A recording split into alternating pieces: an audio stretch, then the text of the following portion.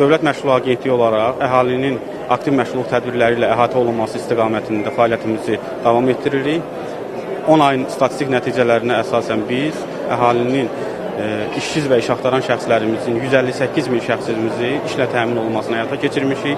302 min şəxsimizin biz peşə yönümlü məsləhət xidməti ilə əhatə olunması, 15 mindən çox şəxsimizin peşə hazırlığına cəlb olunması, eyni zamanda 16 minədək şəxsimizin də özünü məşğulluq proqramına cəlb olunması istiqamətində 10 aylıq bir dövrdə fəaliyyətimizi təmin edə bilmişik. Böyük qayıdış proqramının fəlsəfəsinə, böyük qayıdış proqramı çərçivəsində Dövlət Məşğul Agentliyi tərəfindən də əhalinin məşğulluğunun təmin olunması və dolayısıyla rifahının yaxşılaşdırılması istiqamətində fəaliyyətimiz davam etdirilir.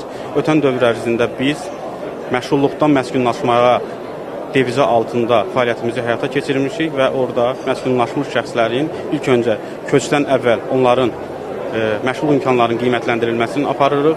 Onların hansı peşələrə sahib olduqlarını öyrəndikdən sonra bizim işə götürənlərimizin, işğaldan azad olunmuş ərazilərdə fəaliyyət göstərən işə götürənlərimizin vakansiyalar barədə məlumatları da əldə etdikdən sonra onların məşğulluğun təmin olunması istiqamətində işlərimizi aparırıq və işğaldan azad olunmuş ərazilərdə əhalinin məşğulluğunun səviyyəsi 92%-in üzərindədir.